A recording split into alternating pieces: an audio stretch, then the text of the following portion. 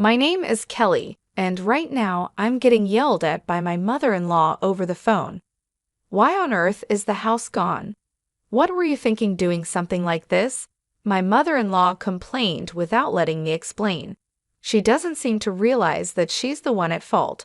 I let out a sigh, which must have made her angrier because her voice got even louder. You better explain to me exactly how you turned that house into an empty lot. Well, let me start from the beginning. I decided to give my mother-in-law a full account of what led to this. The story takes us back to when I was a college student. My grandfather, who lived a long life, passed away, and our family had a dispute over his inheritance. It wasn't about money, though. The issue was what to do with Grandpa's old house. It would cost quite a bit to dispose of it, and everyone in the family already owned a house or an apartment. Managing another property, my grandpa's house, seemed too much to ask. That's when the buck passing began. Even though the house was old, it was still livable, and the land it sat on belonged to my grandpa. Inheriting it could be a good asset, especially for someone wanting to live alone. That's when I volunteered to take over the house. With an enthusiastic, "Sure, go ahead" from everyone, the old house and land became mine. So, while I was still a university student, I became the owner of a house and land. There were inheritance taxes, of course, but that was a separate matter. I temporarily borrowed money from my parents and worked part-time jobs to pay them back. By the time I graduated from university, the house and land were truly mine. I started working at a publishing company, and then a friend introduced me to a great guy. We started dating, and that's how I met my husband, Keith. He agreed to live with me in my grandfather's house. The house was old and not very convenient, but Keith never complained, and I appreciated him for that. I enjoyed our newlywed life. However, our blissful married life soon faced an unexpected turn. One day, my mother-in-law visited us and said, "We want to move out of our current apartment. Can we stay here until we find a new place?" Her family included herself, my father-in-law, and my sister-in-law. In other words, 3 people would be moving into our home. I was lost for words. Well, I stuttered. My mother-in-law responded with a sly grin. "The contract in our apartment is up soon, and we'd have to break it if we renewed. You'll help us save money, right?" I protested, "But this is so sudden." She continued, "I'll help with the housework. Sounds good, right?" Just like that, I was forced into living with my husband's family. Luckily, our house was spacious, and we had rooms to spare, so there would be no problem accommodating everyone. As someone who kept working after marriage, having my mother-in-law's help with housework seemed like a good thing. But I couldn't shake off the fear that living together might strain our currently pleasant relationship. Despite some anxiety, our cohabitation began. However, living together quickly proved troublesome. My mother-in-law and sister-in-law were always goofing around and never helped around the house. Even worse, my father-in-law would come home late at night and demand that I prepare meals. At first, I put up with it, but my patience soon wore thin. "Please help me with the housework, mother-in-law. That's what you promised me first," I pleaded. "Did I?" She feigned innocence. Then my sister-in-law chimed in, "How dare you talk back to your husband's parents? You're so insolent for a daughter-in-law." "But this is my house," I argued. "So what if it's your house? You are our daughter-in-law, aren't you?" "Well, yes, but whatever is our daughter-in-law's is ours, right?" I was too shocked to reply. In the end, my mother-in-law and sister-in-law continued their ways. They partied all the time and never helped around the house. I tried talking to my father-in-law about it, but he said, "You are our daughter-in-law. You should respect us. Nothing good comes from a daughter-in-law defying her in-laws. It'll end in divorce, and you'll be thrown out." My father-in-law seemed to be under some misunderstanding. If I were a stay-at-home wife without a job, I might worry about life after divorce, but I have a job and own assets like a house and land. Being told to divorce doesn't bother me at all. Besides, whether to divorce or not is something my husband and I should decide, not my in-laws. I was annoyed, but there was no point in arguing. I realized they wouldn't listen anyway. I'll have them leave, I muttered to myself. But it wasn't that easy. When I brought up the subject of moving, both my father-in-law and mother-in-law would change the topic. They'd find reasons to keep delaying leaving. Thinking it was strange, I consulted my husband. Do you really think they intend to move out? Now that you mention it, they do seem to be dragging their feet. I don't like the thought of them staying here indefinitely. They might have a reason. We should look into this. Yeah, let's ask our private detective friend. So we decided to get some help. We wanted my mother-in-law and sister-in-law out, even if we had to pay for their move. That was my first wish. About a month later, one day when I was about to scold my mother-in-law for still not doing anything, she came out with this first. Kelly, I want to apologize to you for always causing you trouble. Apologize.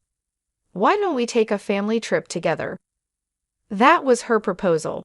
After moving in, my mother-in-law and sister-in-law had done nothing and left everything to me. Now they seemed to regret their behavior and thought they should apologize.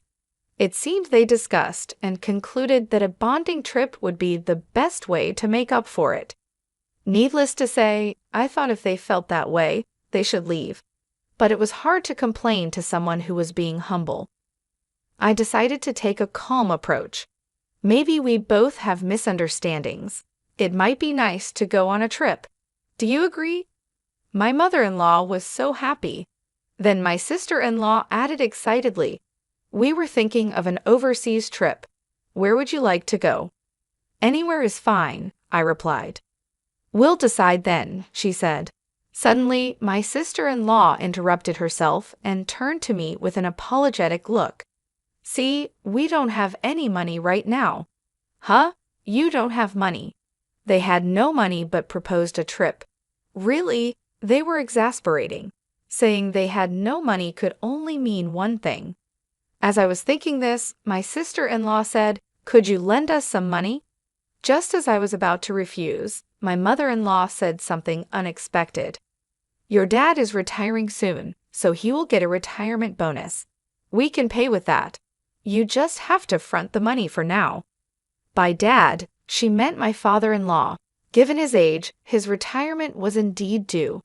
Moreover, the retirement bonus wasn't just a guess. It was a guaranteed sum of money that would surely come. Although I was slightly suspicious, I thought the money would definitely come in. The matter we were discussing on our side needed a bit more time, so it might be better to accept my mother-in-law's invitation and avoid causing tension between us.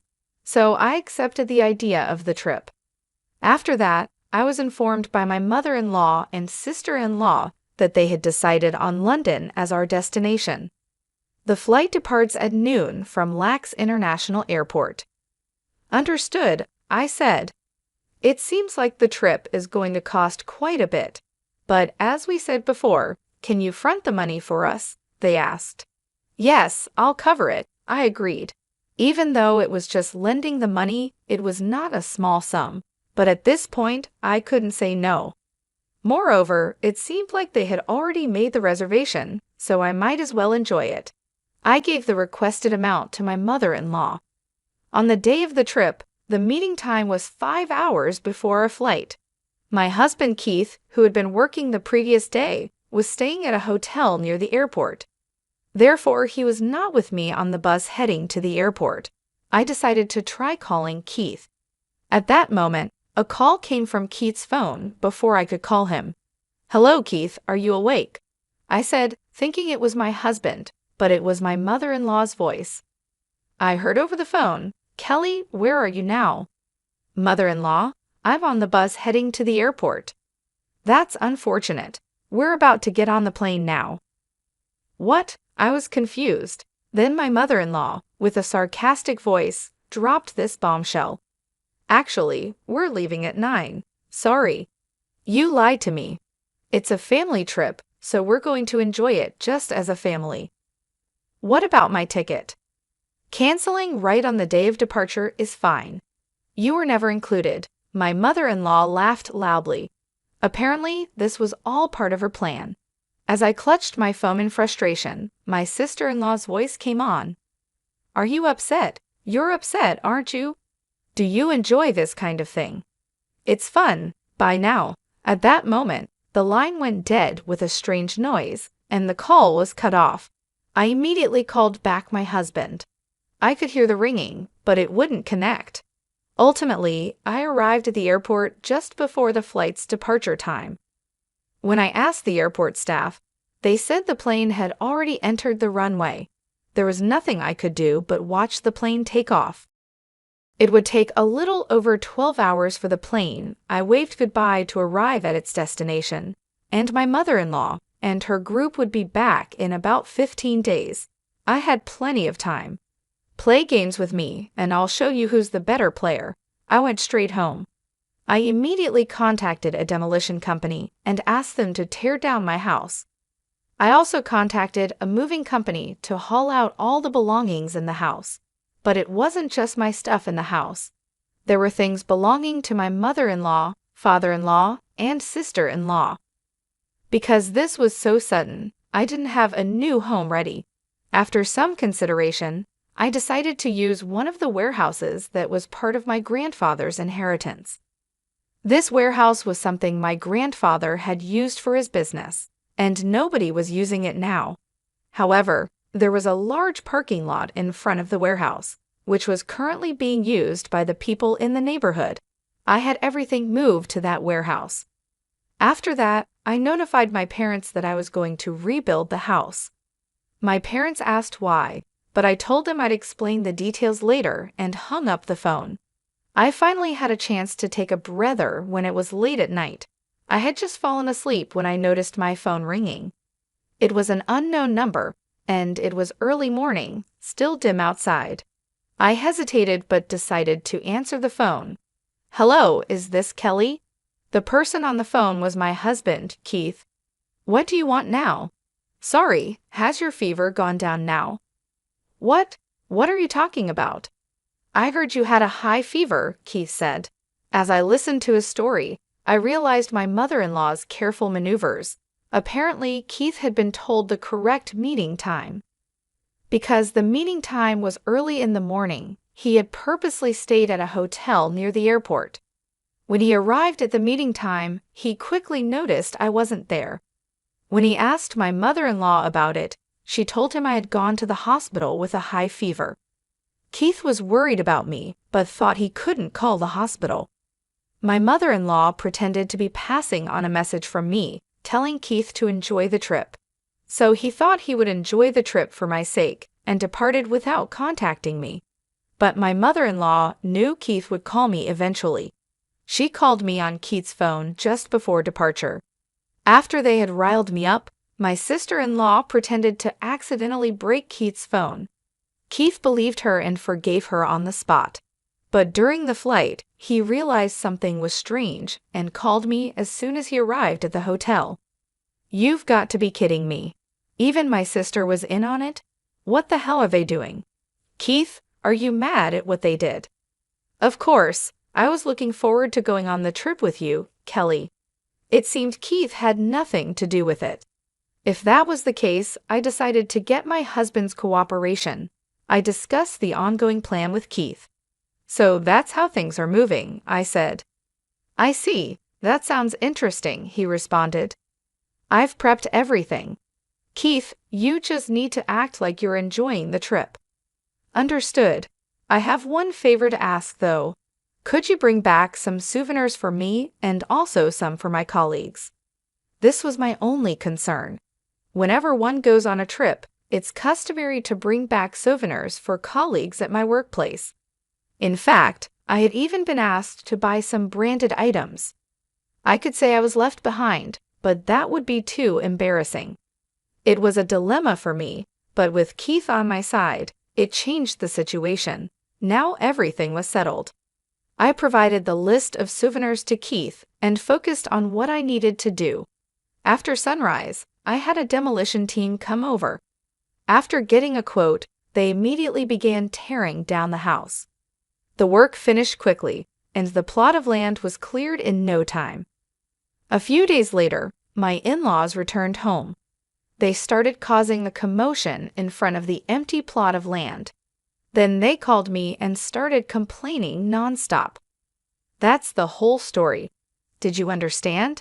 You've got to be kidding, I said. My mother-in-law yelled again. Even though she was on the other side of the phone, I wasn't scared at all. I calmly replied, "It's pointless to say anything now. I've already demolished the house."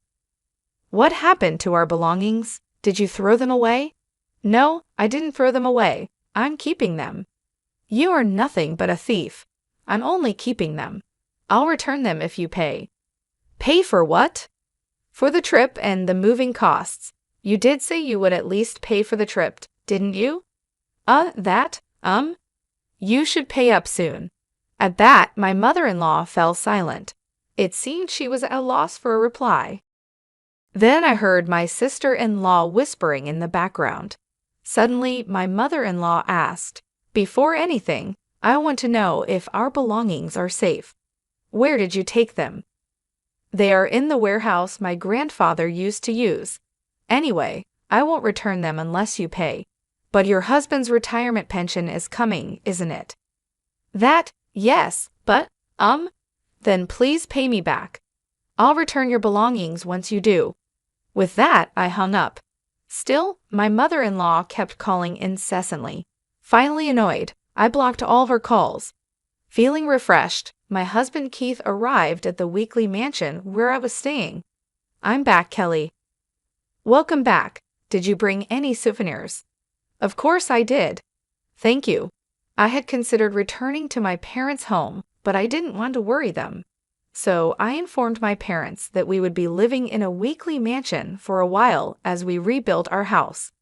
Then I rented the weekly mansion and moved there. I had been staying in touch with Keith regularly and had informed him about the move, so after his return, he came directly to me. My in-laws must have found it strange that he was acting separately.